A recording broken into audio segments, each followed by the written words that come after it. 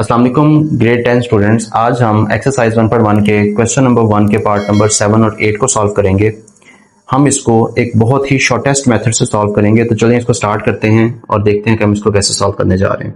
आपके सामने part number 7 लिखा हुआ है अयोटा की पावर 8 डिवाइडेड बाई अयोटा की पावर 5 और उसकी पावर है -5। ठीक है, अब इसको कैसे करेंगे हमें पता है। हमने 9th क्लास में देखा था कि अगर मेरे पास डिनोमिनेटर में कोई भी एक्सपोनेंशियल फॉर्म में कोई नंबर लिखा हुआ है, जैसे यहाँ पे अयोटा की पावर 5 है, और इसको मैं उठा के अगर न्यूमरेटर में लेके जाऊंगा तो इसकी पावर जो होगी उसका साइन चेंज हो जाएगा।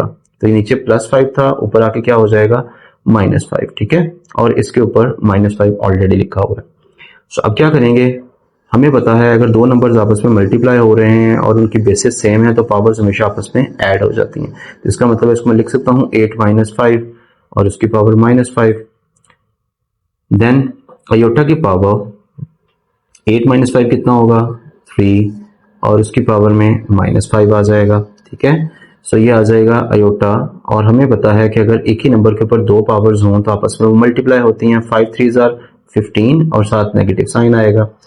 अब हम इसको बिल्कुल जो आपका पार्ट नंबर 3 है उसकी तरह सॉल्व करेंगे, क्योंकि हमारे पास अयोटा की पावर में एक नेगेटिव नंबर आ गया है। तो सबसे पहला स्टेप अब क्या होगा कि हमने इसको किसी तरह से पॉजिटिव बनाना है, और उसका सिंपलेस्ट मेथड क्या होता है कि आप उसको उठा के डिनोमिनेटर में ले जाएं, तो उससे आपके एक्सपोनेंट का जो साइन होता है वो चेंज हो जाता है।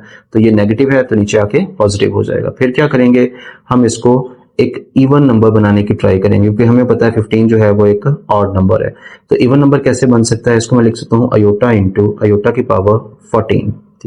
इवन नंबर बनाने के बाद हम क्या करेंगे, हम इसको अयोटा स्क्वायर की फॉर्म में लिखेंगे। तो क्या मैं अयोटा की पावर 14 को ऐसे लिख सकता हूँ अयोटा की पावर 2 और उसकी पावर में 7? डेफिनेटली हम इसको लिख सकते हैं।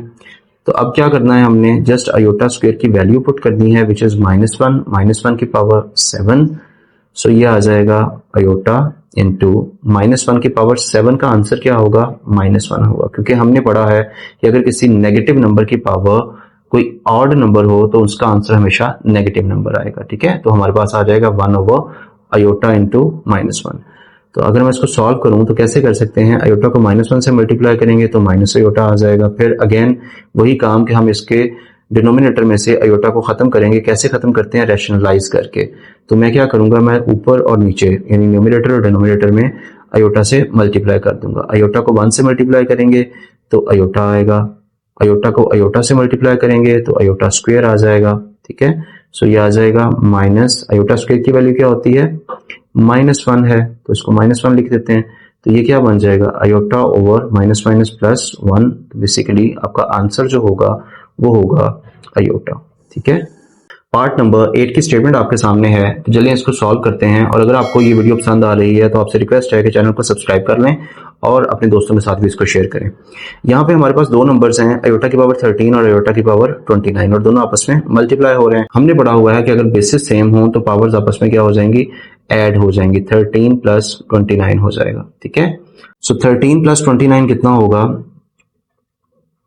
ये 42 होता है। ठीक है, सो आपके पास आ जाएगा अयोटा की पावर 42।